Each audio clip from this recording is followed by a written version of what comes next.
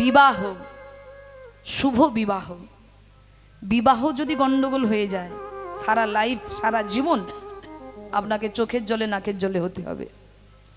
আর বিবাহ যদি ঠিকঠাক পাত্র পাত্রী যদি নির্বাচন হয় তাহলে আপনার সংসার আলোয় আলোকিত হবে। তাহলে কেমন কন্যা দরকার? পাত্র যেমন পাত্রী তেমন লাগবে তো বাবা। পাত্র হলেন গৌর প্রেমিক, গৌর ভক্ত। এখন তো আবার বাবা মায়ের ওই ভক্ত টক্তকে পছন্দ নয়, এখন মেয়েদের সব ওই চুল কাটা ভুরু ছাটা এরকম, মানে এ আবার বলে নাকি প্যান্ট ফাটা। এরকম ছেলে না হলে আবার প্রেম করে না, এরকম ছেলে দরকার। তা মায়েরা, আমাদের চয়েসটা দিন দিন কোথায় চলে যাচ্ছেন দেখুন, আমাদের পছন্দটা দিন দিন কোথায় নেমে যাচ্ছে, নিম্নগামী হচ্ছে, ঊর্ধ্বগামী নয়। আমরা ভক্তকে পছন্দ করি না, আমরা দেখি ছেলের কত টাকা রোজগার করে মাসে, ছেলের বেতন কত। যদি মাসে 1 লক্ষ টাকা হয় মেয়ের বাবা ভীষণ খুশি হয়, হ্যাঁ ওই পাত্রের সঙ্গে আমার মেয়ের বিয়ে দেব। কিন্তু পাত্র যে কত চুল্লু খায় সে খোঁজ আর রাখে না। হ্যাঁ, পাত্রের যে গুণ কি সে আর দেখেন, অমনি গাড়ি বাড়ি দেখেই লোভে মোহিত হয়ে পড়ে। কিন্তু মা, আপনার মেয়েকে সুখী রাখতে পারে সেই জন যার মধ্যে আছে ভক্তি। ভক্তি না থাকলে ভালোবাসা কোথা থেকে আসে? খুব মন দিয়ে শুনবেন, আপনারাও বিবাহ করেছেন, আমিও করেছি, কিন্তু কে কতটা বিবাহিত জীবনে সুখী তার মুখ দেখলেই বোঝা যাবে। তাকে দেখলেই বোঝা যাবে যে সে কতটা স্বামীর সুখে সুখী। তা দেখুন মা, আজকে মুকুন্দ কবিরাজ অনন্তা দেবীর কাছে গিয়েছে, অনন্তা দেবীকে স্পর্শ করে হাতটা ধরেছে। অনন্তা, আমাদের জীবন শুরু হওয়ার আগে আমি তোমাকে কয়েকটা কথা বলতে চাই। অনন্তা দেবী মুখটা নিচের দিকে করে আধো আধো কণ্ঠে বলছে, স্বামী তোমার যা বলার আছে তুমি আমায় বলতে পারো, আমি শুনব। অনন্তা, তোমাকে বিবাহের আগে, তোমার সঙ্গে বিয়ের আগে আমি একজনকে ভালোবেসেছি। মায়েরা বলুন, কোন স্ত্রী, এখনকার কথা বাদ দিন, কোন স্ত্রী যদি বিয়ের আগে জানতে পারে, বিয়ের পরে জানতে পারে তার স্বামী বিয়ের আগে অন্য কাউকে ভালোবেসেছে, তার ভেতরটা কেমন হবে? যেই না বলেছে আমি একজনকে ভালোবেসেছি, অমনি অনন্তা দেবীর চোখে এসেছে জল। স্বামী, তুমি যদি অন্য কাউকে ভালোই বাসবে তাহলে তাহলে আমাকে বিবাহ করেছো কেন? বলো না। আজকের এই সুন্দর মুহূর্তটা শুনেছি, বিবাহিত জীবনে এই রাত্রিটা সব থেকে মধুর রাত্রি, আনন্দের। কিন্তু তুমি যদি অন্য কাউকে ভালোই বাসবে, না পারবে জীবনে তুমি সুখী হতে, না পারবো আমি সুখী হতে। তুমি তো বিবাহের আগে বলতে পারতে, তুমি তো বিয়েটা না করতেই পারতে। অনন্তা, ভালোবেসেছি এটা শুনলে, কাকে ভালোবেসেছি সেটা তো আগে শোনো। কাকে ভালোবেসেছো স্বামী? বলো না, বলো না। আমার আমার থেকে সে কি আরো বেশি সুন্দর? আমার থেকে সে কি আরো ভালো? বলো, বলো তুমি কাকে ভালোবেসেছো? অনন্তা, আমি যাকে ভালোবেসেছি সে কোনো নারী নয়, সে কোনো পুরুষ নয়। তাহলে অনন্তা, আমি যাকে ভালোবেসেছি তিনি হলেন আমার গৌর হরি, তিনি হলেন আমার গৌর হরি।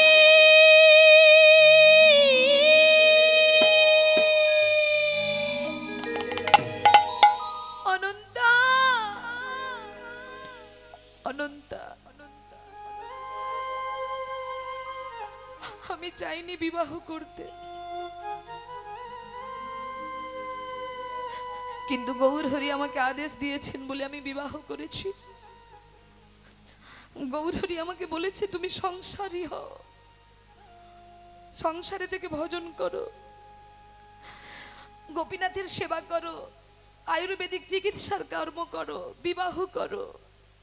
তাই অনন্তা, তুমি যদি জীবনে আমাকে কোনোদিন নাও ভালোবাসো,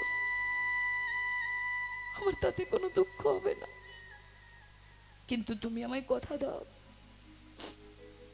তুমি আমাকে গোপীনাথের সেবায় সহযোগিতা করবে, গোপীনাথের সেবা করবে, গোপীনাথের সেবায় আমায় সহযোগিতা করবে, কথা দাও অনন্তা। আর যেই বলেছে বাবা, অনন্তা তো ভক্ত বাড়ির মেয়ে, তাই স্বামীর হাত দুটো জড়িয়ে ধরে বলছে, স্বামী, আমি আমার মায়ের কাছে শুনেছি একজন নারীর কাছে তার সব থেকে বড় দেবতা হলো তার স্বামী, তাই তোমার আদেশ আমি পালন করব, তুমি যা বলবে আমি তাই করব। তাই বাবা, সেই অনন্তা দেবী আর মুকুন্দ কবিরাজ দুজনে মিলে সেই ফুলশয্যার রাত্রিতে তাদের দৈহিক কামনা বাসনা পরিত্যাগ করে গোপীনাথের চরণ তলে গিয়ে গোপীনাথকে প্রণাম করছেন। নিতাই গৌর হরি হরি বল। হরি হরি বল। গোপীনাথের চরণে গিয়ে গোপীনাথকে প্রণাম করছেন।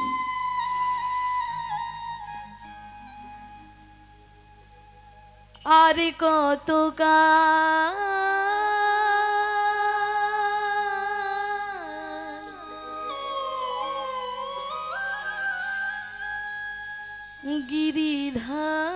গিরিধারিলা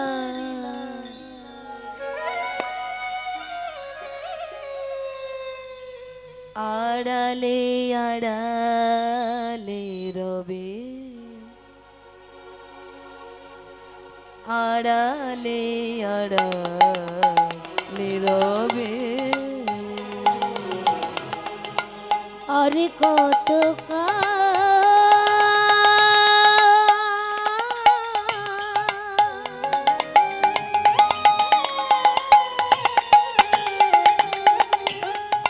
গিরিধারিলা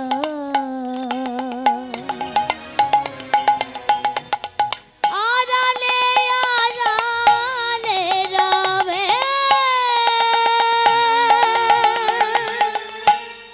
আড়ালে আড়ালে রবে, আর কত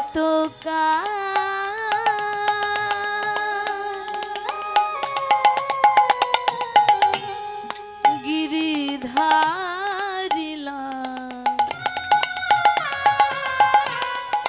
আড়ালে আড়ালে রবে,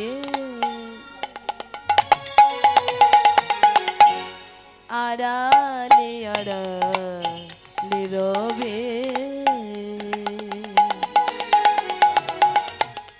আর কত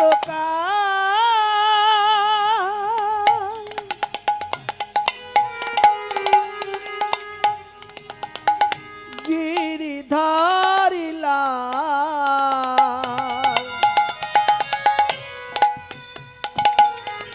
আড়ালে আড়ালে রবে,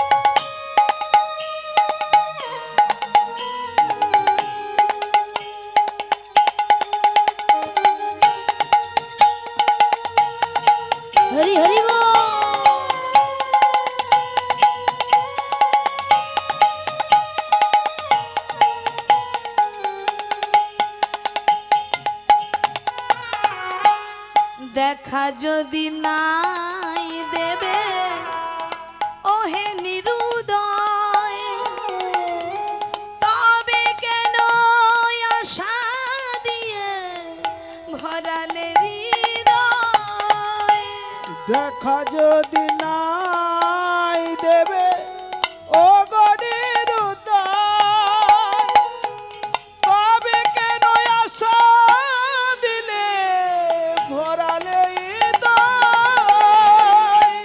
দেখা যদি নাই দেবে ওগো নিরুদয়, তবে কেন আশা দিয়ে ভরালে হৃদয়।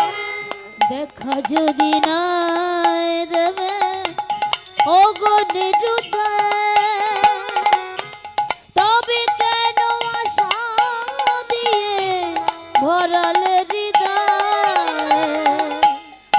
আকুল আমার মনের ব্যথা, আকুল আমার মনের ব্যথা,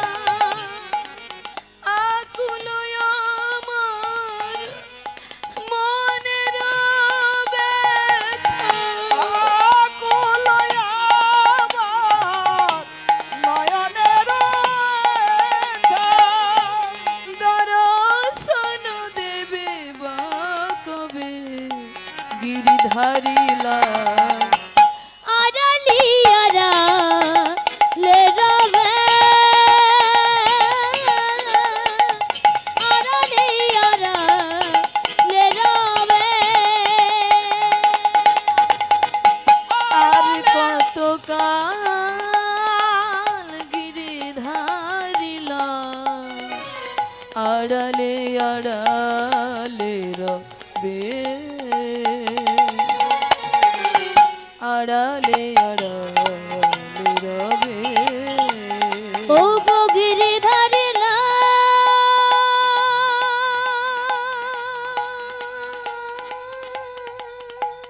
নিতাই গৌর হরি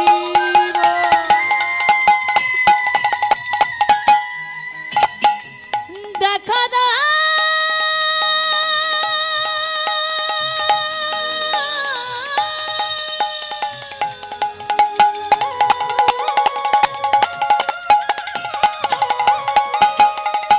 ও গো গিরিধারিলা,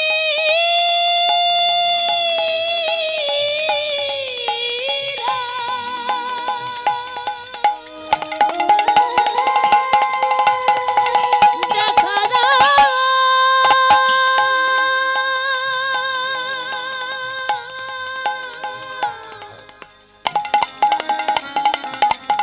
দেখা দাও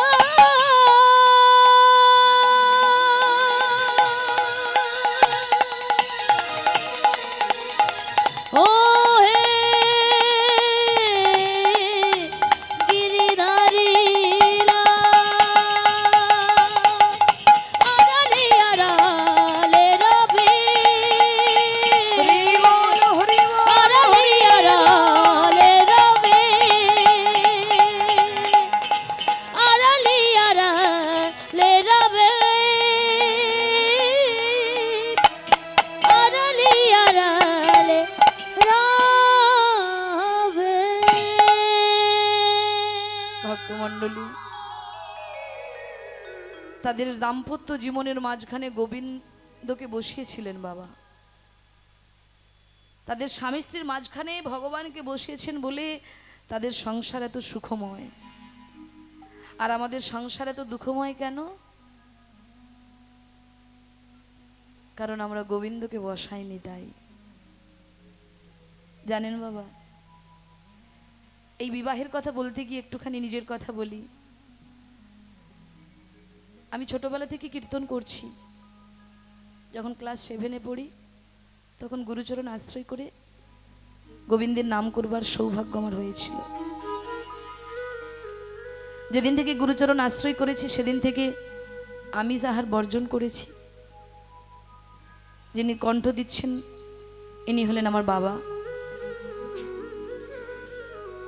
আর এরা সবাই ভাই সম্পর্কে ভাই দিদি। তো মা,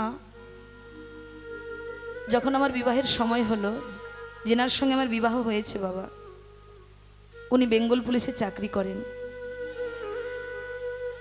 এই 2-2.5 মাস উনি প্রমোশন পেয়ে ঝাড়গ্রাম থানায় এসআই হয়েছেন উনি। কিন্তু দেখুন মা, ছোটবেলা থেকে কীর্তন করছি, ভগবানের নাম করছি, কিন্তু এমন একটি পরিবারে গোবিন্দ আমাকে পাঠিয়েছেন যেখানে কেউ ভজন পথের পথিক নয়, কেউ গলায় তুলসীর মালা পরে না, হরিনাম করে না। আপনারা বলবেন, তাহলে ওই পরিবারে গেলে কেন তুমি? আচ্ছা বলুন তো বাবা, তোমার ইচ্ছা অনিচ্ছা সবই তো তারই হাতে। তুমি চাইলেও পাবে না, আবার না চাইলেও অনেকে পেয়ে যায়। চাইলেও পাওয়া যায় না যদি না তার কৃপা হয়। তাই ওনার ইচ্ছায়, গোবিন্দের ইচ্ছায় ওই পরিবারে আমার বিবাহ হলো। কিন্তু দেখুন বাবা, বিয়ের পর যখন ওর স্বামীর বাড়িতে গেলাম, এমন কোনো দিন যায়নি যেদিন চোখের জল পড়েনি বাবা। প্রত্যেকদিন কেঁদেছি আর গোবিন্দকে জানিয়েছি, গোবিন্দ আমায় কোথায় পাঠিয়েছে। এমন একটি পরিবারে থেকে আমি তোমার নাম করব কি করে, তোমার সেবা করব কি করে। কিন্তু দেখুন বাবা, যে পরিবারের মানুষ মাছ মাংস ছাড়া খেতে পারত না, পুরুষ সদস্য যারা তারা মদ্যপান করত, আজকে সেই পরিবারের মানুষগুলো আপনাদের মতো সাধুগুরু বৈষ্ণবের কৃপায়, আমার গুরু গোবিন্দের কৃপায়, আমার গোবর্ধন দাদার কৃপায় আজকে তারা প্রত্যেকে প্রসাদ ভোজি হয়েছে।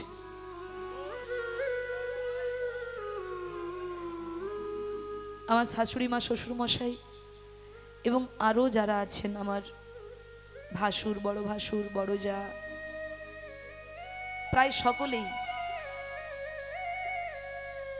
এখনো যে সবাই হয়েছে তা নয়, তবে 3 ভাগ আজকে তারা সবাই প্রসাদ ভোজি হয়েছে। গোবিন্দকে সেবা দিয়ে তারপর তারা সেবা করে। এবং আমার একটি ছেলেও আছে যার নাম হলো বাবা কৃষ্ণ গোপাল, যার বয়স এই 10 বৎসর। সে আমিষ তো কোনোদিন জানেই নাকি। তো যাই হোক, আমার জীবনের একটা ইচ্ছা, আমার বাড়ি পূর্ব মেদিনীপুর জেলা, পাঁশকুড়া থানা, হরিনারায়ণপুর গ্রাম। গোবিন্দ যেমন আমাকে ওই হরিনারায়ণপুরে পাঠিয়েছেন, গ্রামের নামটা ভীষণ ভালো, হরি নারায়ণপুর।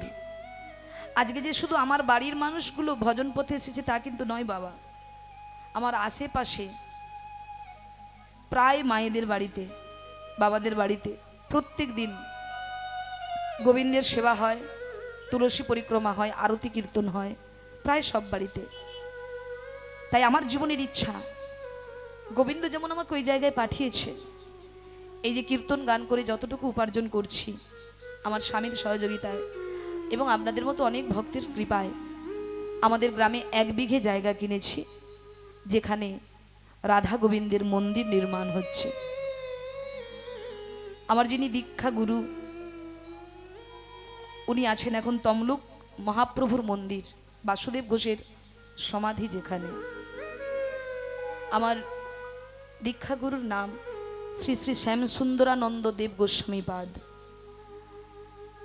উনি আছেন তমলুক মহাপ্রভুর মন্দির, যেখানে পদকর্তা বাসুদেব ঘোষের সমাধি। যেখানে বাসুদেব ঘোষ যিনি পদ লিখে গেছেন, বহু পদ লিখেছেন, তার মধ্যে একটা বিশেষ পদ, শেষের লাইনটা বলছি, বাসুদেব ঘোষ কহে জোড় করি হাত, যেই গৌর সেই কৃষ্ণ সেই তো জগন্নাথ। এই 3 মূর্তি যেখানে বিরাজ করছেন, মহাপ্রভু যেখানে এসেছিলেন, আমার পরম সৌভাগ্য আমার মতো একজন মায়া পিশাচী অধম দুরাচারী এমন একজন গুরুর সান্নিধ্য পেয়েছি বলেই হয়তো আপনাদের চরণে আজও ঠাঁই পেয়েছি। এবং যিনি আমার শিক্ষাগুরু শ্রী শ্রী দেবগোপাল অধিকারী মহাশয়, ওনার কাছে আমার কীর্তন জগতের প্রথম শিক্ষা। তাই বাবা, সেই গুরুদেব গিয়েছিলেন ভিত প্রতিষ্ঠা করতে, উনি বলে এসেছেন যে এই হরিনারায়ণপুর গ্রাম একদিন হয়ে উঠুক হরি আরাধনার জায়গা। নিতাই গৌর হরি বল। যে জায়গা জুড়ে মন্দির হচ্ছে প্রায় 2-3 কোটি টাকার বাজেট, আমার মতো ক্ষুদ্র কীর্তনিয়া এই কাজ করা সম্ভব নয়। সবই তারই ইচ্ছা, তিনি করাচ্ছেন, আমি মাত্র উপলক্ষ, কিন্তু করাচ্ছেন তিনি। তাই যদি কৃপা করে আমার বাড়ি যান আমি বড় খুশি হব। আপনারা চরণধুলি দিতে যাবেন। এখনো মন্দিরের কাজ চলছে, কবে মন্দিরের কাজ সমাপ্ত হবে জানি না, ক বছর লাগবে, কতদিন লাগবে জানি না। তাই আপনাদের গ্রামে এসেছি দাদা ভাইয়ের বাড়িতে। যদি আপনাদের কারো মনে হয় আমার পাশে দাঁড়িয়ে আমাকে সহযোগিতা করবেন, আপনাদের দান, আপনাদের সহযোগিতা আমার মতো অধম কীর্তনিয়ার একান্তই প্রয়োজন। নিতাই গৌর হরি হরি বল। তাই মা, আজকে যদি স্বামী স্ত্রী একই পথের পথিক হয় সংসারে আনন্দ, আর যদি যে যার আলাদা আলাদা পথের পথিক হয় তাহলে সারা জীবন যন্ত্রণা ভোগ করতে হবে। তা আজকে দেখুন স্বামী স্ত্রী একই পথের পথিক, তাই খুব আনন্দে তাদের দিন কাটছে। প্রত্যেক দিন মুকুন্দ কবিরাজ আর তার স্ত্রী দুজনে মিলে কি করে, গোপীনাথের সেবা করে। গোপীনাথের সেবা হয়ে গেলে তারপর কি করে, আয়ুর্বেদিক চিকিৎসা, তার বাড়িতে যে আসে তার চিকিৎসা করে। আর চিকিৎসা করানোর আগে যত রুগী তার বাড়িতে আসে সবাইকে বলে, দেখি হাত দুটো তুলুন তো দেখি। সবাই মিলে দুটি বাহু তুলে আমার সঙ্গে বলবে, হরিনাম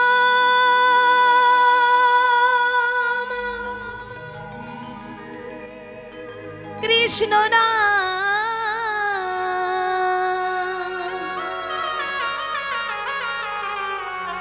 গেয়ে যায়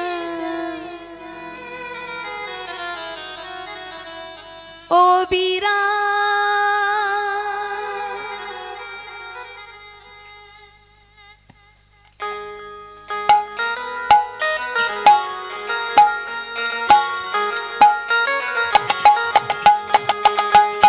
সবাই মিলে দুটি বাহু তুলে হরি বল।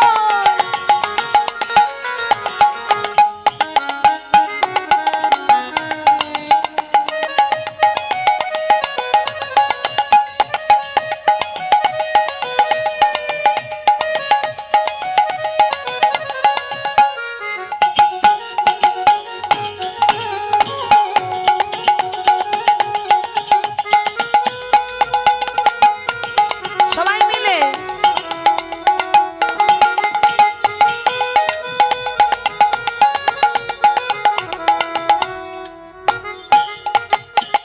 মায়েরা উলুধ্বনি করতে পারেন?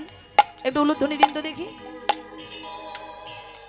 বাহ, সবাই হরি নাম কৃষ্ণ নাম গেয়ে যাও বীরা। হরি নাম কৃষ্ণ নাম কি জয় অভিরাম। হরি নাম কৃষ্ণ নাম গেয়ে যাও বীরা। হরি নাম কৃষ্ণ নাম কি জয় অভিরাম। এসেছো ভাবে যেতে হবে, এসেছো ভবে যেতে হবে। নাম করো মন তারে পাবে। পরমান তারি পাবে। এসেছো ভাবে যেতে হবে, নাম করো মন তারে পাবে। এসেছো ভবে যেতে হবে, নাম করো মন তারে পাবে। নিতাই গৌর রাধে শ্যাম রে মন আমার, হরে কৃষ্ণ হরে রাম। হরি নাম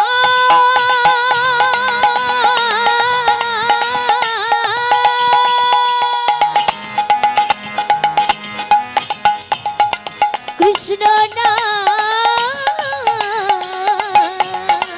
কে যায় অবিরাম। সবাই মিলে দুটি বাহু তুলে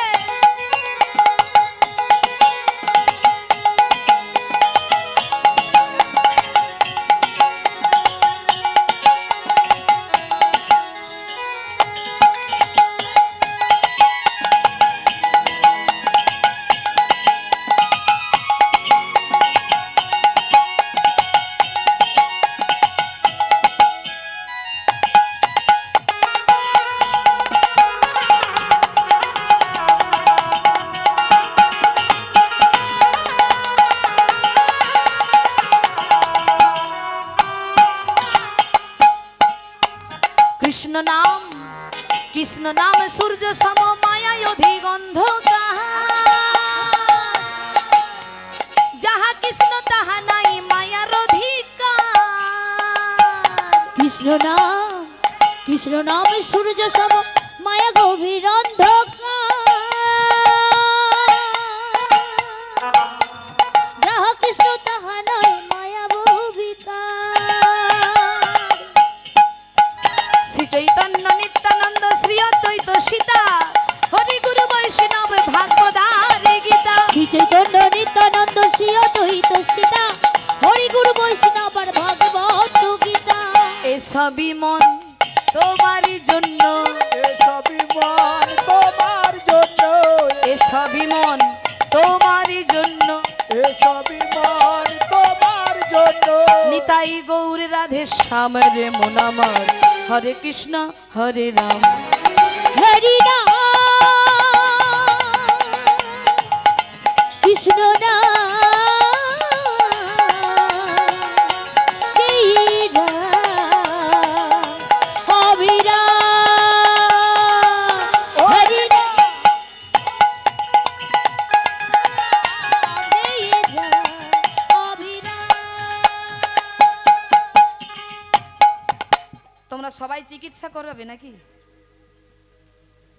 আজকে দেখছি রুগীর খুব ভিড় জমেছে। হ্যাঁ, তা আগে তো রোগ সারাবো, আগে দেখি সবাই মিলে একটু রোগগুলোকে ঝেড়ে ফেলো। দেখি হাতগুলো তুলুন সবাই একসঙ্গে, চিৎকার করে বলবে আমার সঙ্গে, কেমন? তারপর চিকিৎসা হবে। সবাই একসঙ্গে বলবে, হরে কৃষ্ণ কৃষ্ণ কৃষ্ণ হরে হরে, হরে রাম রাম রাম হরে হরে। হরে কৃষ্ণ কৃষ্ণ কৃষ্ণ হরে হরে, হরে রাম রাম রাম হরে হরে। হরে কৃষ্ণ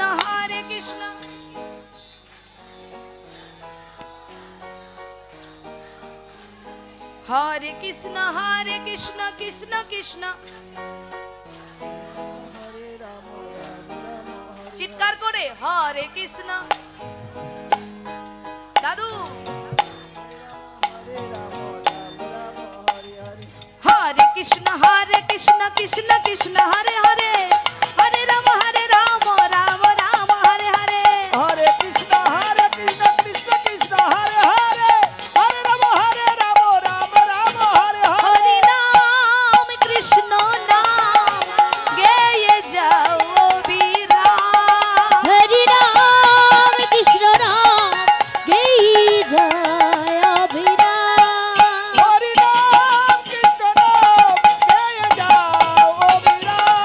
হরি নাম কৃষ্ণ নাম গেয়ে যায় অবিরাম, গেয়ে যায় নিতাই অবিরাম, গৌর হরি গেয়ে যায়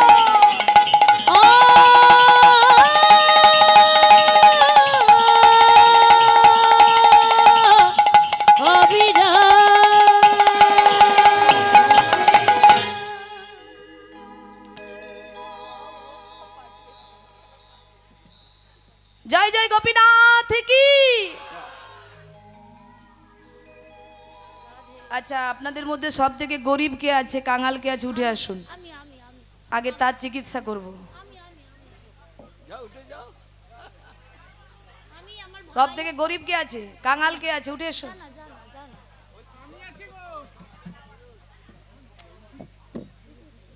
কে আছে সব থেকে কাঙাল?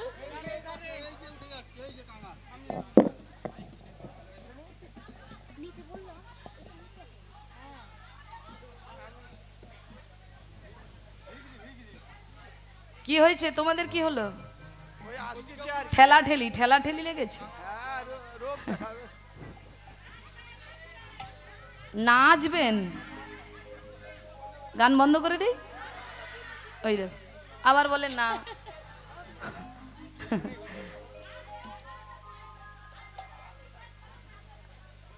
ও, আপনারাও সব রুগী হয়ে গেছেন নাকি? তা আপনি সব থেকে কাঙাল? ও মায়েরা, কাঙাল সেজে এসেছে কে? নবাব। কারণ মুকুন্দ কবিরাজের একটা নিয়ম আছে, এখন যেমন যার টাকা আছে আগে তার চিকিৎসা হবে, কিন্তু মুকুন্দ কবিরাজের নিয়ম কি বাবা? যার টাকা নেই, যে ভিখারি কাঙাল, আগে তার চিকিৎসা হবে। তাই বললেন তোমাদের মধ্যে কে কাঙালা ছুটে এসো, এবার নবাব ফকির সে ও আচ্ছা, এ তো অন্য রুগী, আমি তো আমি ও তুমি কাঙাল। তা বাবা কি অসুবিধা তোমার? পেটে ব্যথা কতদিন?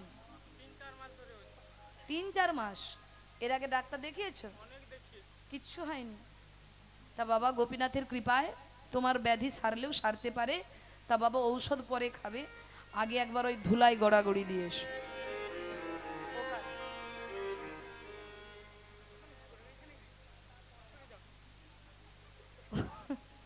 ও মায়েরা, ভিখারি সাজলে কি হবে? ভেতরে তো একটা ব্যাপার আছে নাকি? সেজেছে ভিখারি, কিন্তু ভেতরে তো অহংকার আছে। কি আমি রাজা হয়ে ওই ওই ধুলায় গোড়াগড়ি দেব? হ্যাঁ, তাই অনেকে দেখবেন মায়েরা এই ধুলো মাখা চটে বসতে চায় না। ধুলো মাখা আসলে বসতে চায় না কেন? কারণ দামি কাপড়টা নষ্ট হয়ে যাবে। হ্যাঁ, বলে শোনো, ওই ধুলো মাখা চটে বসলে তোমার দামি কাপড়টা নষ্ট হতে পারে ঠিকই, নোংরা হবে, আবার পরিষ্কার করা যাবে, কিন্তু এই ধুলা মাখা চটে বসলে তোমার ভেতরের ময়লা দূরে যাবে। এটাই গৌর হরি হরি। বাবা আই যা, রুগী কোথায় গেল? ধুলো মাখার ভয় চলে গেছে নাকি? ও মা, নবাব কি করেছেন? ধুলো মাখতে চাইছে না, বলে ধুলো না মাখলে তো হবে না। এইবার যেই না ধুলো মাখতে গেলেন, অমনি নবাব মনে মনে ভাবছেন আমি তো ফকির সেজে এসেছি, এখন তো বললে হবে না, এখন জ্বালা আমার হচ্ছে। যদি ধুলায় গড়াগড়ি দিলে যদি রোগ সারে, হ্যাঁ দেখি একবার, যদি না সারে তারপর তার ব্যাপার হবে, আমি যে কে সেটা আমি দেখিয়ে দিয়ে যাব। এই বলে বাবা নবাব যখনই গড়াগড়ি দিতে গেলেন, মুকুন্দ কবিরাজ বললেন দাঁড়ান বাবা, জামা পরে নয়, জামা খুলে, গায়ের জামাটা খুলে, অঙ্গে ধুলো না লাগলে কাজ হবে কি করে? হ্যাঁ, নবাবের তো আরো মাথা খারাপ হয়েছে, গায়ে জামা খুলে গড়াগড়ি দিতে হবে। এখন কিছু করার নেই, কি করা যাবে? তাই জামা খুলে যেই না গড়াগড়ি দিল, নবাবের অর্ধেক যন্ত্রণা কমে গেল। নিতাই গৌর হরি হরি। কই গো অনন্তা, প্রসাদের থালাটা দাও। এই বলে গোপীনাথের প্রসাদ নিয়ে এলেন, আর সেই প্রসাদ যেই না নবাবের বদনে দিলেন, নবাবের সকল জ্বালা দূরে গেল। নিতাই গৌর হরি হরি বল। নবাব প্রণাম জানালেন। হ্যাঁ, তুমি এত বড় একজন গুণী ব্যক্তি হয়ে অজগাড়া পাড়াগায় পড়ে থাকবে? তুমি চলো আমার সঙ্গে। কোথায়? না আমার রাজধানীতে, দিল্লির রাজধানী, চলো আমার সঙ্গে। তা মা, যখন মুকুন্দ কবিরাজের দ্বারা নবাবের রোগ সেরে গেল বাবা, মুকুন্দ কবিরাজের নামডাক ছড়িয়ে পড়ল।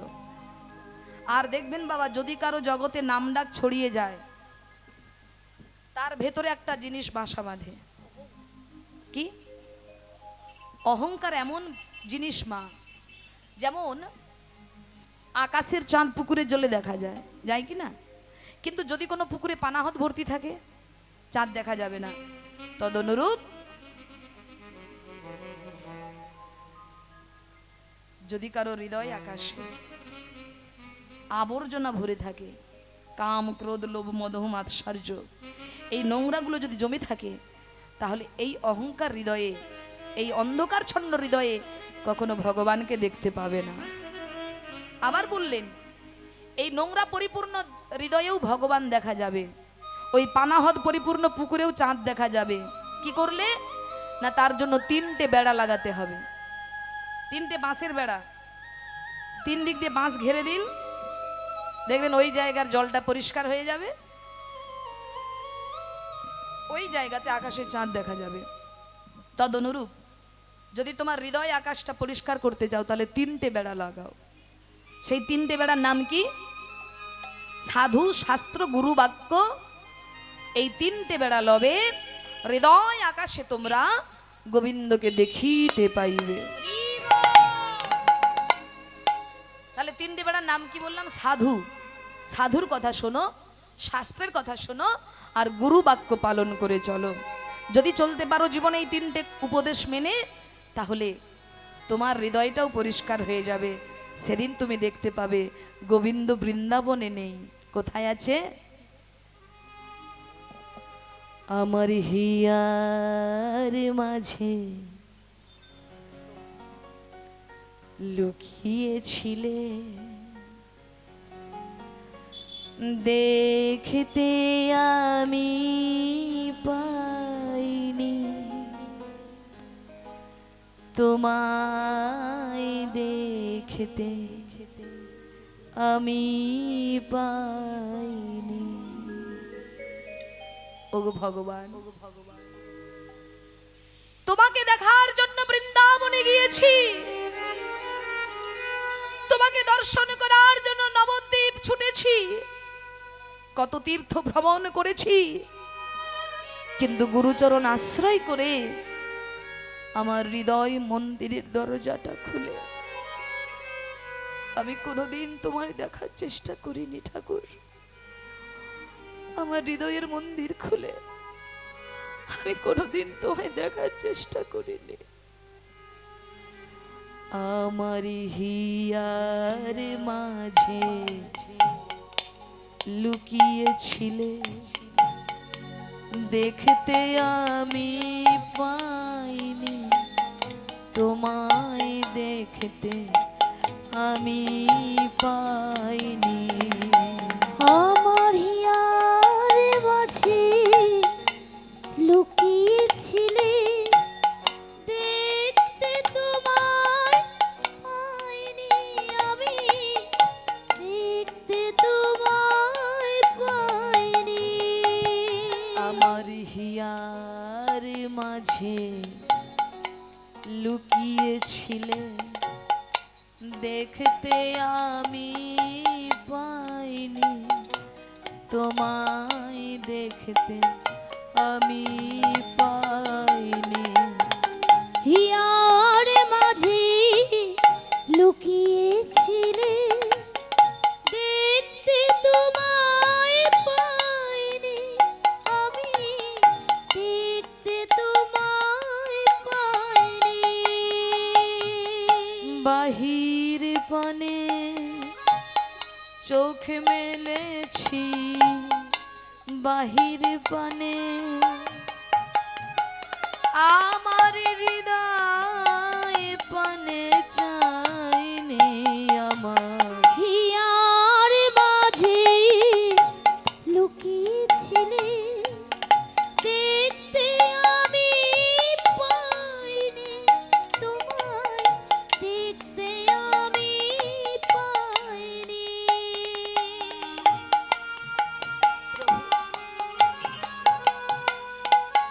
একবার হৃদয়ে দেখা দাও।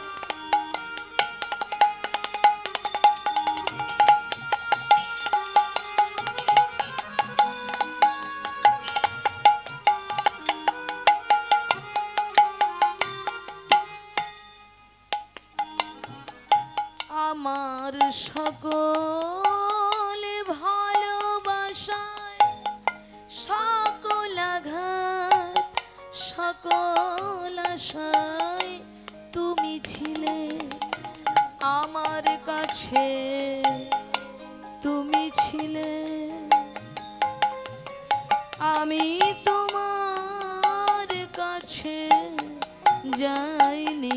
আমার হিয়ার মাঝে লুকিয়েছিলে, দেখতে তোমায় পাইনি আমি, দেখতে তোমায় পাইনি।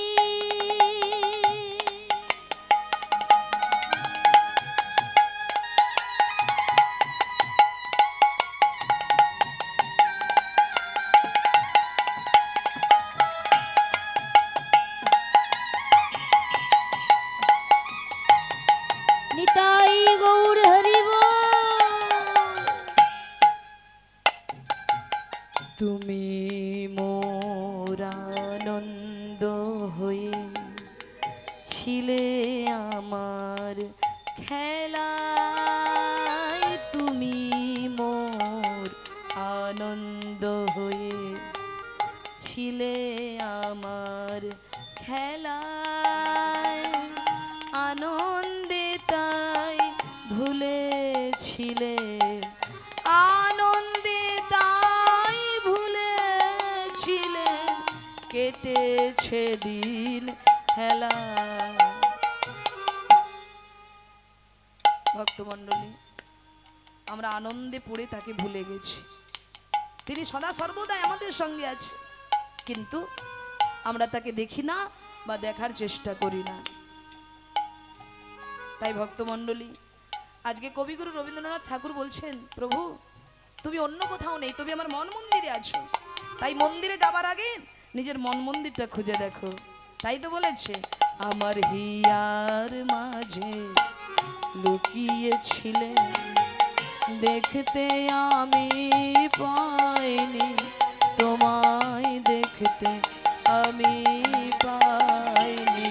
আমার হিয়ার মাঝে লুকিয়েছিলে, দেখতে তোমায় পাইনি আমি, দেখতে তোমায় পাইনি।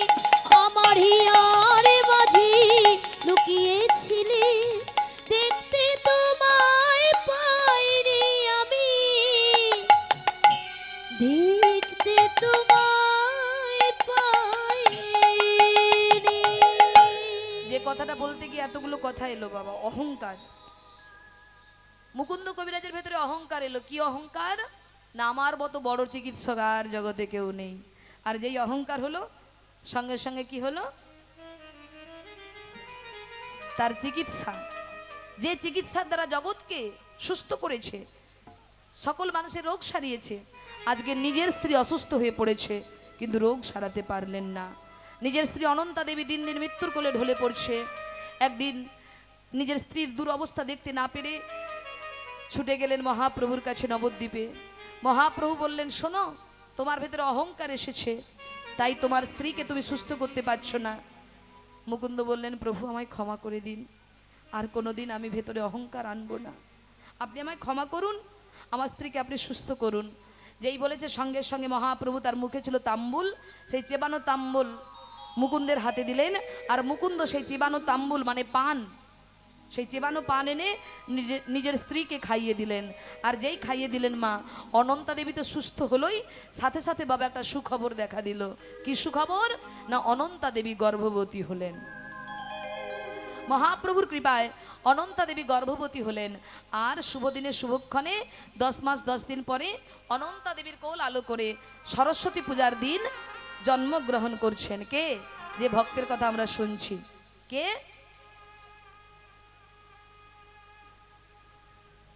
আজ হেন কালে জনমিল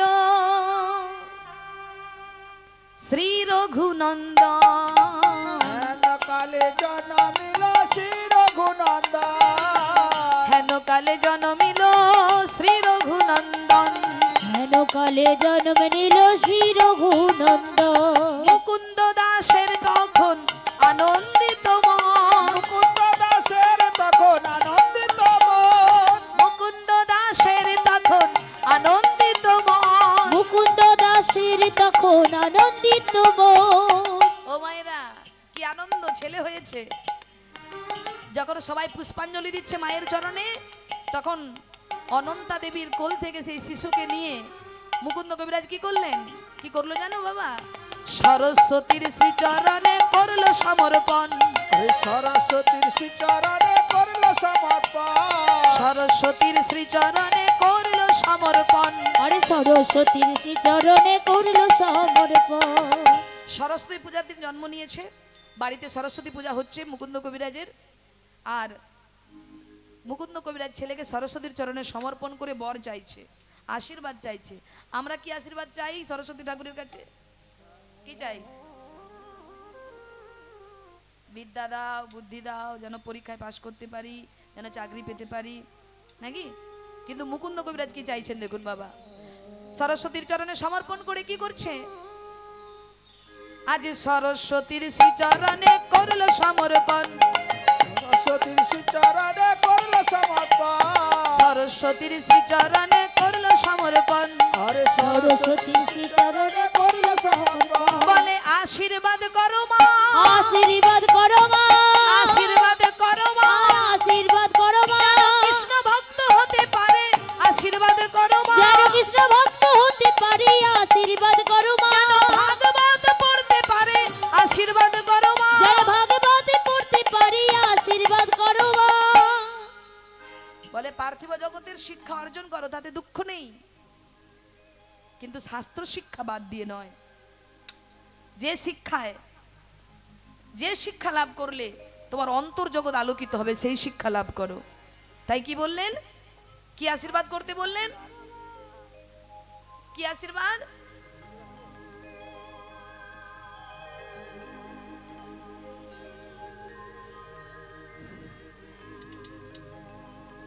যেন ভাগবত পড়তে পারে, যেন কৃষ্ণ ভক্ত হতে পারে। মাগো তুমি এই আশীর্বাদ করো। তাই মা আজকে সেই রঘুনন্দনের জন্ম হলো। কি নাম রাখলো আদর করে? রঘুনন্দন। রঘুনন্দন নাম রেখেছে রঘুপতি রাঘব রাজা রাম পতিত পাবন সীতারাম। রঘুপতি রাঘব রাজা রাম পতিত পাবন সীতারাম। একটা কথা বলে যাই, আপনার কন্যা সন্তান হোক বা পুত্র সন্তান হোক, এমন একটা নাম রাখুন যাতে আপনার আধ্যাত্মিক কল্যাণ হয়। কি কল্যাণ? ধরুন আপনি আপনার ছেলের নাম পাপাই রেখেছেন, পাপাই পাপাই পাপাই, সারাদিন ডাকছেন ছেলেকে পাপাই, মানে গ্রামের যত পাপ আছে সব আমার ঘরে আয়। কিন্তু বলছে সন্তানের নাম ভগবানের নাম দিয়ে রাখলে উপকার তোমারই হবে। কি উপকার হবে? ধরুন আপনি আপনার ছেলের নাম গোবিন্দ রেখেছেন বা গৌর রেখেছেন বা কৃষ্ণ রেখেছেন, যাই হোক ভগবানের বা নারায়ণ রেখেছেন। আপনি ভগবানকে ডাকার সময় পাচ্ছেন না সংসারের চাপে, কিন্তু ছেলেকে কতবার ডাকবেন? বাবা গোপাল খাবি আয়, গোপাল পড়তে বস, গোপাল স্কুলে যাবি আয়। আর ওই ডাক যদি ডাকার মতো ডাকতে পারো, যেমন ডেকেছিলেন অজামিল, তার পুত্রের নাম ধরে নারায়ণ নারায়ণ বলে, আর অজামিল পাপী হয়ে গোলক বৈকুণ্ঠে গমন করেছিলেন। তাই সন্তানের নাম এমন রাখো যাতে তোমার আধ্যাত্মিক কল্যাণ হয়। তাই ছেলের নাম রাখলেন কি? রঘুনন্দন। রঘুপতি রাঘব রাজা রাম পতিত পাবন সীতারাম। রঘুপতি রাঘব রাজা রাম পতিত পাবন সীতারাম। রঘুপতি রাঘব রাজা রাম পতিত পাবন সীতারাম। রঘুপতি রাঘব রাজা রাম পতিত পাবন সীতারাম। সীতারাম জয় সীতারাম, সীতারাম জয় সীতারাম। সীতারাম জয় সীতারাম, সীতারাম জয় সীতারাম। সীতারাম জয় সীতারাম, সীতারাম জয় সীতারাম। সীতারাম জয় সীতারাম, সীতারাম জয় সীতারাম। রঘুপতি রাঘব রাজা রাম পতিত পাবন সীতারাম। রঘুপতি রাঘব রাজা রাম পতিত পাবন সীতারাম। রঘুপতি রাঘব রাজা রাম পতিত পাবন সীতারাম। ছেলের নাম রেখেছে মাগো রঘুনন্দন। রঘুনন্দন, সেই রঘুনন্দন বড় হচ্ছে বাবা মায়ের স্নেহের ছায়ায়। একদিন মুকুন্দ কবিরাজ পূজায় বসেছে, গোপীনাথের পুজো করবে। রঘুনন্দনের বয়স 5 বছর, পুজো করবে। আর ঠিক সেই সময় পাশের গ্রাম থেকে একটা ছেলে ছুটে এসেছে। কবিরাজ মশাই, কবিরাজ মশাই, কবিরাজ মশাই, কবিরাজ মশাই, কবিরাজ মশাই, কবিরাজ মশাই, আপনি তাড়াতাড়ি চলুন কবিরাজ মশাই, আপনি তাড়াতাড়ি চলুন, আমার বাবার বড় বিপদ কবিরাজ মশাই, আপনি না গেলে আমার বাবাকে আমি বাঁচাতে পারবো না কবিরাজ মশাই, আপনি তাড়াতাড়ি চলুন কবিরাজ মশাই। আরে আরে একটু দাঁড়াও, আমি গোপীনাথের পুজোটা সমাপ্ত করি। না না, পুজো সমাপ্ত করলে দেরি হয়ে যাবে। আপনি তাড়াতাড়ি চলুন কবিরাজ মশাই, আপনি না গেলে আমার বাবাকে বাঁচাতে পারবো না। কিন্তু বাবা, আমার যে এখনো গোপীনাথের পুজো সমাপ্ত হয়নি, আমি গোপীনাথের পুজো না করে যাই কি করে? কিন্তু কবিরাজ মশাই, দেরি হয়ে গেলে আমার বাবাকে যে বাঁচাতে পারবো না, আপনি তাড়াতাড়ি চলুন না। কিন্তু মা, মুকুন্দ কবিরাজ ভাবছে, আমি যে শুনেছি আগে জীব সেবা তারপরে শিব সেবা, এখন আমি কি করি? আমি তো পথ পাচ্ছি না, কোন দিকে যাব? আগে গোপীনাথের পুজোটা সারবো নাকি আগে চিকিৎসার কাজ করব? আপনারা বলুন না, কি করব? আগে জীব সেবা, জীব সেবা করলেই শিব সন্তুষ্ট হয়। তাই মুকুন্দ কবিরাজ পুজো ছেড়ে উঠতেও পারছে না, কাউকে না কাউকে তো বসাতে হবে আসনটাতে। তাই ডাক দিলেন, রঘু, রঘু রে, রঘু। বাবা, তুমি আমাকে ডাকছো বাবা? কিছু বলবে? রঘু, রঘু, রঘু, দেখ না বাবা, দেখ না বাবা, এই ছেলেটা এসেছে, এর বাবার বড় বিপদ, আমাকে এক্ষুনি যেতে হবে। তা আজকের বাকি পূজাটা তুই করে দিস, কেমন? কিন্তু বাবা, তুমি যে বলছো, আমি তো মন্ত্রই জানি না, আমি কি করে পুজো করব বাবা? রঘু, কি বললি আরেকবার বল। বলছি তো, আমি তো মন্ত্রই জানি না, আমি কি করে পুজো করব বাবা? আরেকবার বল। বলছি তো, মন্তর মন্তর মন্তর, আমি তো মন্তরই জানি না বাবা, আমি কি করে পুজো করব? রঘু, মন্তর মন্তর মন্তর, তোর মন যেভাবে চাইবে তুই সেইভাবেই পুজো করিস বাবা। যা। ওরে, তোকে সেদিন প্রহ্লাদের চরিত্র, ধ্রুবের চরিত্র শুনিয়েছিলাম না? তাদের ডাকে যদি আসতে পারে, তুইও যদি তাদের মতো ডাকতে পারিস, তোর ডাকেও আসবে বাবা, তোর ডাকেও গোপীনাথ সেবা করবে। আমি আসি রে বাবা, তুই পুজোটা করে দিস, কেমন? এই বলে রঘুনন্দনের উপর পুজোর দায়িত্ব দিয়ে মুকুন্দ কবিরাজ পাশের গ্রামে চিকিৎসায় চলে গেলেন।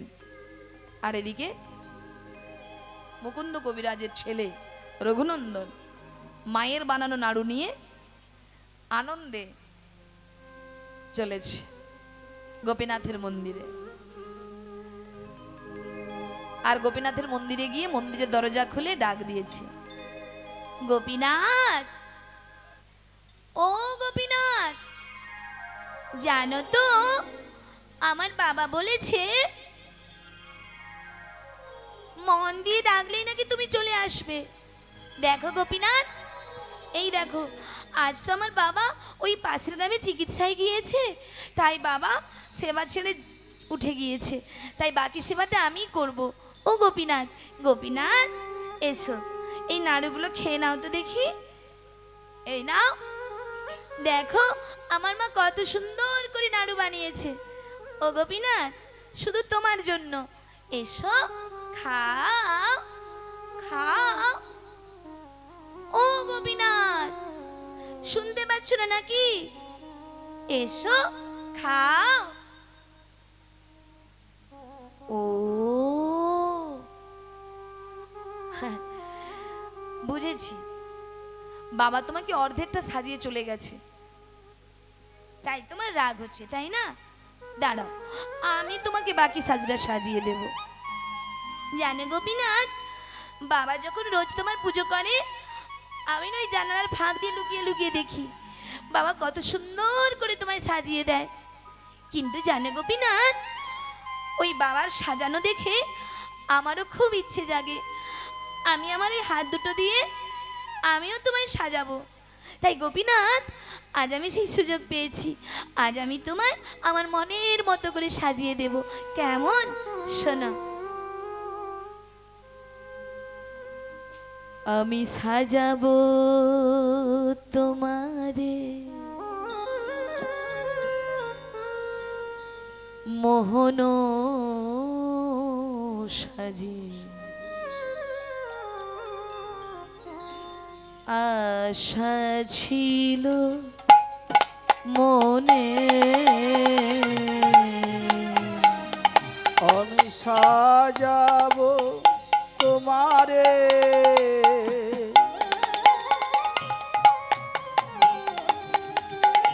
মোহন সাজে,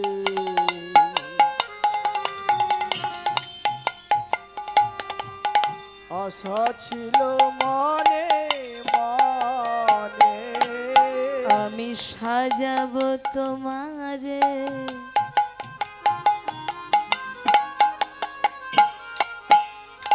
মোহন সাজে,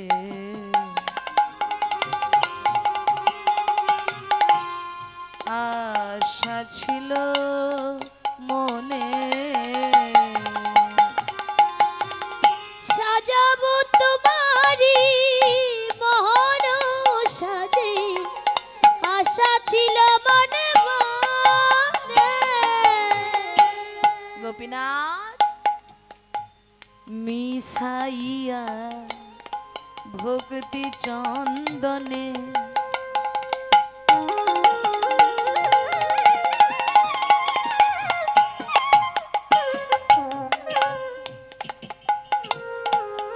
মন কুসুম দেব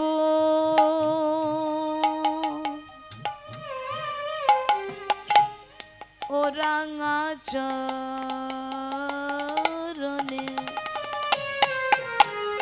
মিশাইয়া দেব ভক্তি চন্দনে,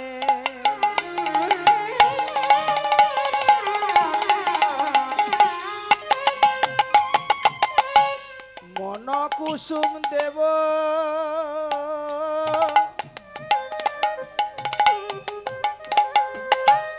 ওরাঙ্গা চরণে,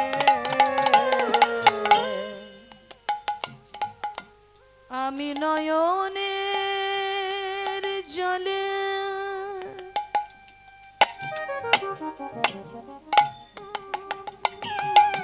ধোয়াইব চরণ, আমি নয়নের জলে ধোয়াইব চরণ, এই আশা মোর মনে, আমি সাজাবো তোমারে নিতাই গৌর হরিব, আশা ছিল মনে মনে, আমি সাজাবো তোমারি মোহন সাজে, আশা ছিল মনে মনে। আমি সাজাবো তোমারি মোহন সাজে, আশা ছিল মনে মনে। ও গোপীনাথ, আর কিন্তু দেরি করবে না, দেখো কত বেলা হয়েছে, তোমার বুঝি খিদে পায় না তাই না? ও গোপীনাথ এসো খাও। কি হলো, খাচ্ছ না যে? খাও ও গোপীনাথ। ও আমি তো ভুলেই গেছি, মাথায় চূড়া থাকলে কেউ খেতে পারে বুঝি? দাঁড়াও, আমি তোমার চূড়াটা আগে খুলে নেই, কেমন?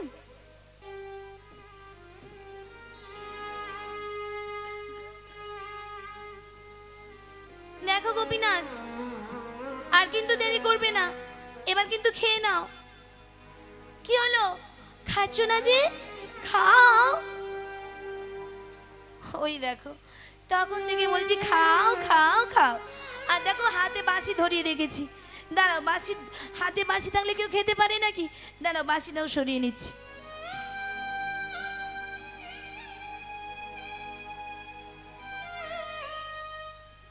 দেখো গোপীনাথ, আর কিন্তু একদম দেরি করবে না, এবার তুমি খেয়ে নাও। খাও ও গোপীনাথ, এসো খাও। খাবে না? এত করে ডাকছি, তুমি খাবে না? ও বুঝেছি, আমি বাবার কাছে শুনেছি যারা পাপী হয় তুমি নাকি তাদের হাতে খাও না। আমি বুঝেছি গোপীনাথ, আমি পাপী বলে তুমি আমার হাতে খাচ্ছ না, আমি পাপী বলে তুমি আমার ডাকে সাড়া দিচ্ছ না। বেশ, তুমি যখন প্রমাণ করিয়ে দিলে আমি পাপী, আমি অপরাধী, আমার হাতে তুমি খাবে না। এই দেখো আমি কি করি। এই বলে বাবা ছোট্ট রঘুনন্দন ওই পাথরের গোপীনাথের চরণে মাথা ঢুকছে আর বলছে,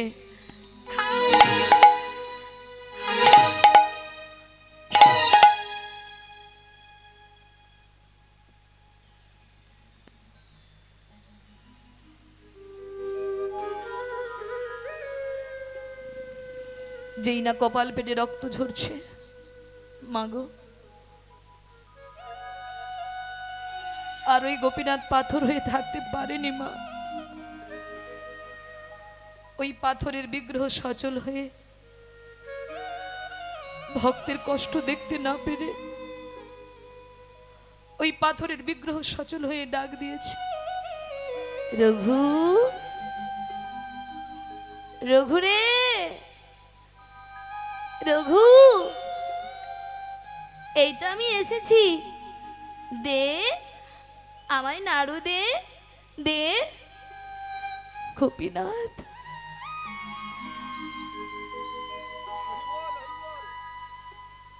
তুমি এসেছো গোপীনাথ, তুমি এসেছো। এত দেরি করে এলে কেন? ও, এমন করে রক্ত না ছড়ালে, এমন করে নয়নে জল নাইলে তুমি বুঝি কারো ডাকে আসো না, তাই না? আমি বাবার কাছে শুনেছিলাম তুমি না কাঁদিয়ে নাকি কোনোদিন কাউকে কৃপা করো না, তাই তো এত দেরি করলে। রঘু, ওসব কথা বাদ দে, দে আমায় নাড়ু দে, বড্ড ক্ষুধা লেগেছে, দে। তোমার জন্যই তো এনেছি গোপীনাথ, তোমাকে সেবা দেব বলে তো এনেছি, তুমি সেবা করো। যেই না থালাটা ধরেছে বাবা, খুব মন দিয়ে শুনুন এই জায়গাটা, যেই না থালাটা ধরেছে মা, গোপীনাথ কি করলো জানেন? ওই একটা একটা করে নাড়ু থালা থেকে নিয়ে বদনে নিচ্ছে আর এমনভাবে সেবা করছে সব নাড়ুগুলো শেষ হয়ে যাচ্ছে।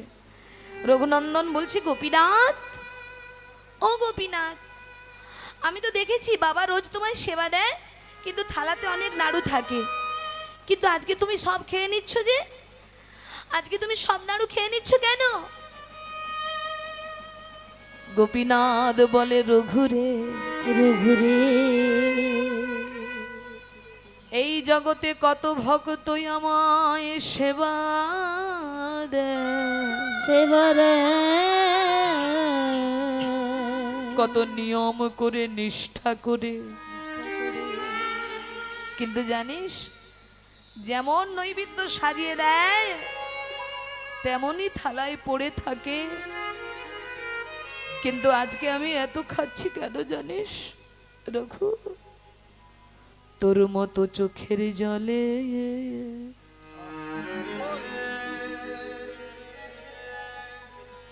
আমায় কেউ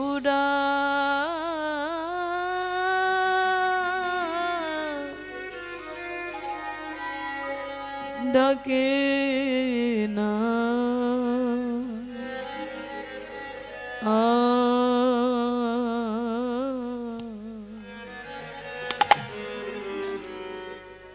এমন করে চোখে জলে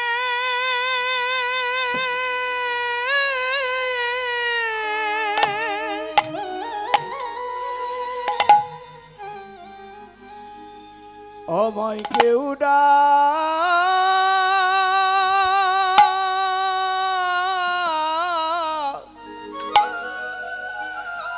কেউ ডাকে না,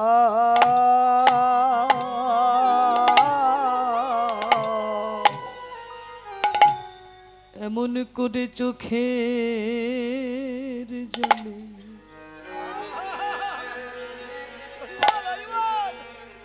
আমায় কেউ না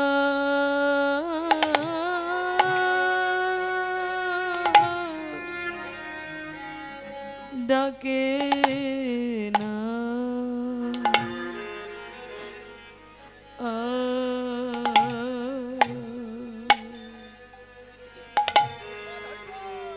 এমন করে চোখে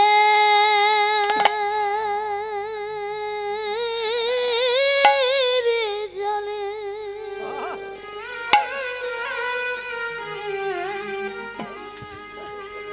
আমায় কেউ না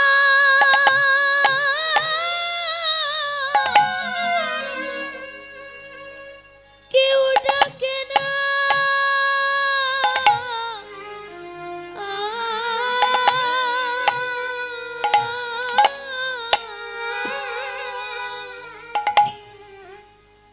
আমায় মন্ত্র দিয়ে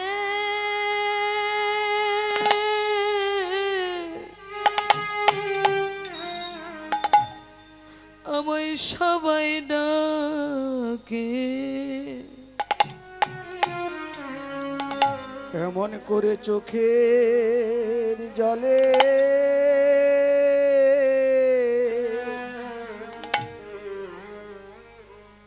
আমায় কেউ ডাকে না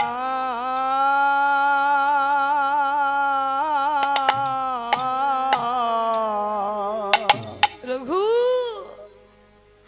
রঘু এ জগতে সবাই আমার সেবা দেয় রঘু, কিন্তু তোর মতো এমন করে আমায় চোখের জলে কেউ কোনোদিন ডাকেনি রঘু।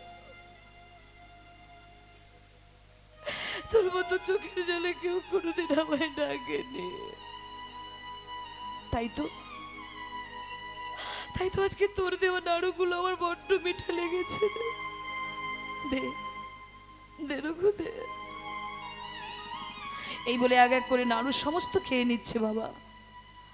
আর যখন খেয়ে নিচ্ছে রঘুনন্দন বলছি, ও গোপীনাথ গোপীনাথ গোপীনাথ, আমার বাবার জন্য অন্তত দুটো নাড়ু তুমি রেখে দাও, কারণ আমার বাবা তো তোমার প্রসাদ ছাড়া জলগ্রহণ করবে না। কিন্তু বলছে না, সবটাই আমাকে দিতে হবে। এই বলে সবশেষে একটি মাত্র নাড়ু পড়ে রইল। আর গোপীনাথ জোর করে একটা নাড়ু রঘুনন্দন দেবে না, আর গোপীনাথ ছাড়বে না। জোর করে একটা নাড়ু কেড়ে নিয়ে গোপীনাথ নিজে না খেয়ে রঘুনন্দনকে জোর করে খাইয়ে দিল। আর খাইয়ে দিয়ে বললো, যা তোর পুজো হয়ে গেছে, যা বাইরে যা।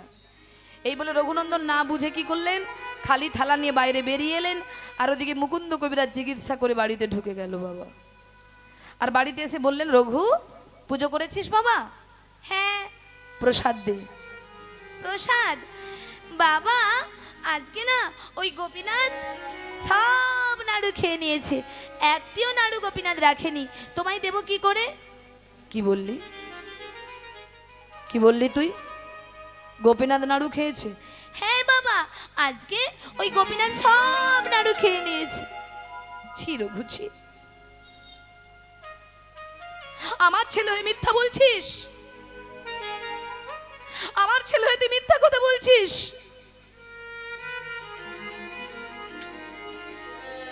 কিন্তু বাবা আমি তো মিথ্যা বলি না বাবা, আমি সত্যি বলছি বাবা। ওই গোপীনাথ নাড়ু খেয়েছে বাবা, ওই গোপীনাথ নাড়ু খেয়েছে।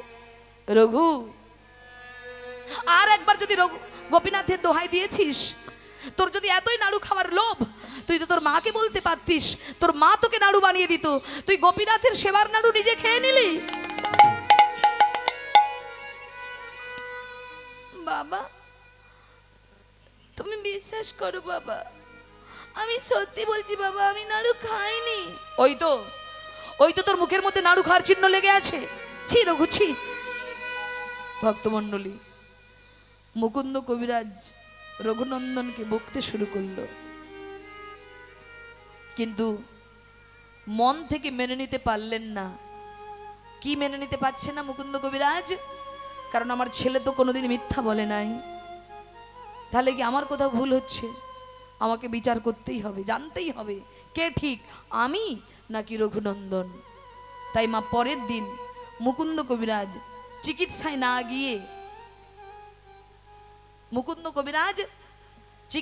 না গিয়ে কি করছেন, ছেলেকে বলছে, খোকা আজ আমি চিকিৎসায় যাব, আজকের পুজোটা তুই করে দিবি, আজকের দিনের মতো সেবাটা তুই করে দিস গোপীনাথের। এই বলে মিথ্যা মিথ্যা বলে দিয়ে চিকিৎসায় না গিয়ে মন্দিরের পিছনে লুকিয়ে রইলেন। আজকে তিনি নিজের চোখে দেখবে কে ঠিক, সে নাকি তার ছেলে। তাই মন্দিরের পিছনে লুকিয়ে আছে। আর রঘুনন্দন প্রথম দিনের মতো মায়ের বানানো নাড়ুর থালা নিয়ে ডাক দিয়েছে, গোপীনাথ, ও গোপীনাথ, দেখো কালকে তোমায় কতবার নিষেধ করেছি সব নাড়ু খাবে না, খাবে না, খাবে না, তবু তুমি খেয়েছো। আর বাবা ভেবেছে আমি খেয়ে তোমার নাম দিয়েছি। শোনো, আজকে কিন্তু তুমি নাড়ু আর খাবে না, সব বাবার জন্য প্রসাদ রাখবে, নইলে বাবা আবার আমাকে বকবে। ও গোপীনাথ, এসো, খাও, খাও না, ও গোপীনাথ খাও। মন্দিরের পিছনে মুকুন্দ কবিরাজ কান পেতে শুনছে, আমার ছেলে কার সঙ্গে কথা বলছে, আমার ছেলে জোর করে করে কাকে খাওয়ার কথা বলছে, ভালো করে শুনি তো। এই বলে মন্দিরের পেছন থেকে দরজার সামনে এসেছে বাবা, মন্দিরের দরজার সামনে এসেছে। আর মন্দিরের দরজার সামনে এসে কান পেতে শুনছে। আর রঘুনন্দন ডাকছে, গোপীনাথ, ও গোপীনাথ, খাও না, কত দেরি হয়ে যাচ্ছে, খেয়ে নাও, এসো, খাও। ভগবান চিন্তা করছে, গতকালকে দেরি করেছিলাম বলে ভক্ত মাথা ফাটিয়েছে, আর আজকে যদি যেতে দেরি করি না জানি ভক্ত আবার কি করবে। তাই গোপীনাথ দেরি না করে তাড়াতাড়ি করে এসে হাত পেতে বলল, দে রঘু নাড়ু দে। এই বলে যেই না গোপীনাথ একটা নাড়ু হাতে নিয়ে বদনে দিয়েছে বাবা, অর্ধেক কামড় দিয়েছে। আর মুকুন্দ কবিরাজ জোর করে ধাক্কা মেরে মন্দিরের দরজাটা খুলে দিয়েছে।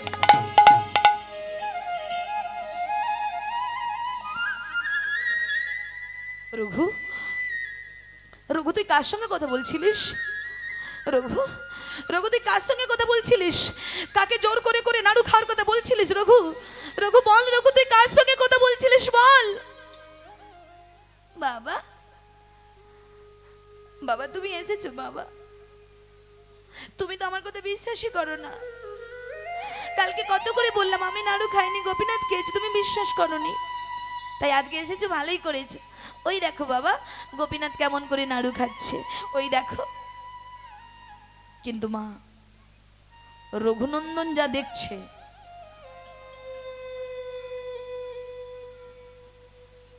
তার বাবা তা দেখতে পাচ্ছে না। রঘুনন্দন দেখছে গোপীনাথ নাড়ু খাচ্ছে, কিন্তু মুকুন্দ কবিরাজ দেখছে পাথরের বিগ্রহ বাঁশি হাতে দাঁড়িয়ে আছে।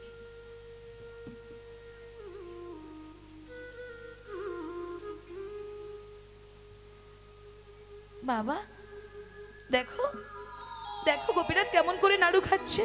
রঘু, তুই কি আমাকে বোকা ভেবেছিস নাকি? কই গোপীনাথ নাড়ু খাচ্ছে? গোপীনাথ তো দাঁড়িয়ে আছে, ও তো পাথরের বিগ্রহ, ও কি খেতে পারে? আর তুই আমাকে বোকা পেয়েছিস? বাবা কি সব বলছো তুমি? পাথর মানে? গোপীনাথ পাথর নয় বাবা, পাথর নয়। গোপীনাথ সচল, দেখো গোপীনাথ নাড়ু খাচ্ছে। আবার আমাকে বোকা ভেবেছিস? গোপীনাথ দাঁড়িয়ে আছে আর তুই বলছিস নাড়ু খাচ্ছে। গোপীনাথ, ও গোপীনাথ, আমি যা দেখতে পাচ্ছি আমার বাবা কেন তা দেখতে পাচ্ছে না? ও গোপীনাথ, তুমি কি চাও বলো তো? তুমি কি চাও বাবা আমাকে বকুক, মারুক? ও গোপীনাথ, আমার বাবাকে কেন তুমি দেখা দিচ্ছ না? আমার বাবা কেন তোমার স্বরূপ দেখতে পাচ্ছে না? আমার বাবাকে তুমি দেখা দিচ্ছ না কেন গোপীনাথ? কেন দেখা দিচ্ছ না? রঘু, তুই দেখতে পাচ্ছিস তোর বাবা পাচ্ছে না। ওরে, তোর যে শুদ্ধ নয়ন রয়েছে, তোর বাবার যে সেই শুদ্ধ নয়ন নেই রে রঘু। তোর যে মন আছে, তোর বাবার যে সেই শুদ্ধ মন নেই রে রঘু। তাই তুই আমায় দেখতে পাচ্ছিস, কিন্তু তোর বাবা আমাকে দেখতে পাচ্ছে না। কিন্তু গোপীনাথ, আমার বাবাকে তুমি একটিবার দেখা দাও না গোপীনাথ। আমার বাবাকে তুমি দেখা দাও না গোপীনাথ। আমার বাবার জন্যই তো আমি তোমাকে পেয়েছি, বলো। দেখা দাও, দেখা দাও গোপীনাথ, আমার বাবাকে একটিবার তুমি দেখা দাও। গোপীনাথ বলল, তোর বাবা আমায় তখনই দেখতে পাবে যদি তুই তোর বাবাকে স্পর্শ করিস। যেই না বলেছে মা, রঘুনন্দন বাচ্চা ছেলে তো, অত জ্ঞান তার নেই। গোপীনাথের কথা মতো বাবাকে ছুঁয়ে বলছে, ও বাবা। বাবা, ওই দেখো গোপীনাথ নাড়ু খাচ্ছে। আর যেই না ঠেলা মেরেছে, অমনি মুকুন্দ কবিরাজ দর্শন করছে ওই পাথরের বিগ্রহ সচল হয়ে একটি একটি করে নাড়ু থালা থেকে নিয়ে বদনে সেবা করছে। আর এই দৃশ্য যেই না দর্শন করেছে, অমনি মুকুন্দ কবিরাজ দর্শন করতে না পেরে, থাকতে না পেরে অমনি মাটিতে অচৈতন্য হয়ে পড়েছে। গোপীনাথ,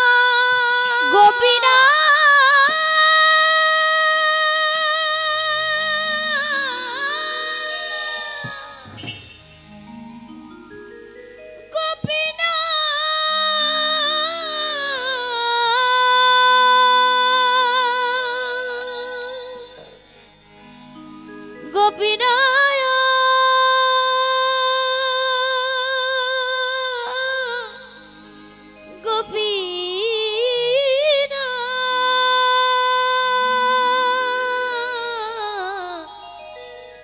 ওহে গোপীনাথ,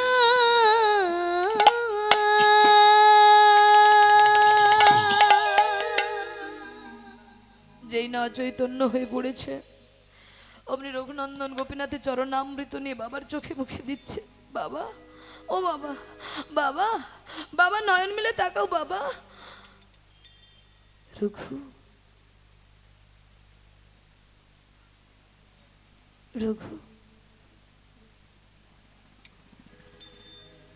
রঘু, বাবা, বাবা, রঘু, আমি তোকে কাল কত বকেছি, তাই না রে? আমি তোকে অবিশ্বাস করেছি। ওরে, আমি সারাটা জীবন তার সেবা করে দিলাম, কিন্তু আমি তাকে মন্ত্র দিয়ে পুজো করেছি, মন্ত্র দিয়ে ডেকেছি, কিন্তু রঘু, তোর মতো শুদ্ধ মনে আমি কোনোদিন তাকে ডাকিনি রঘু। তোর মতো শুদ্ধ মনে দিয়ে আমি কোনোদিন ডাকিনি। তাই তো সে আমার কাছে পাষাণ, আর তোর কাছে সচল। ওরে, ওরে, আমি বাবা হয়ে যা পারিনি, তুই আমার পুত্র হয়ে পড়েছিস রঘু। তাই আজ থেকে তুই আমার পুত্র নোস। আজ থেকে তুই আমার পিতা, আমি হলাম তোর পুত্র।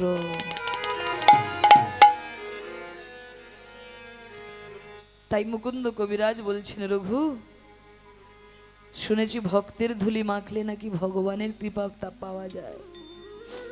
তাই আজ থেকে তুই আমার পিতা, আমি তোর পুত্র। ওরে, যে শুদ্ধ ভক্তির বাঁধনে তুই ভগবানকে সচল করেছিস, পাথরের বিগ্রহকে সচল করেছিস, সেই শুদ্ধ ভক্তি আজ আমি পুত্র হয়ে তোমার কাছে ভিক্ষা চাইছি বাবা। আমায় একটু সেই শুদ্ধ ভক্তি দান করো।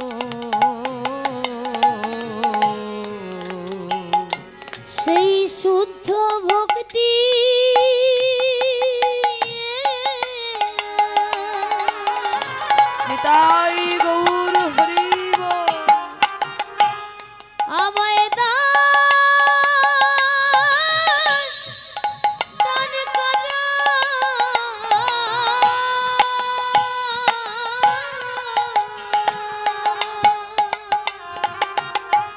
সেই শুদ্ধ ভক্তি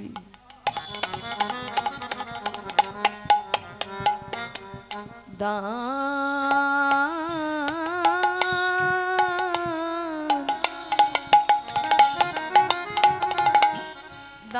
করো। আমায় শুদ্ধ ভক্তি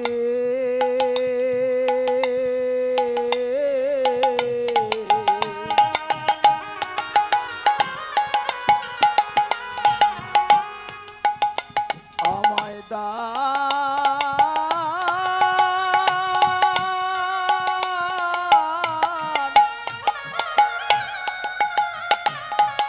দান করো।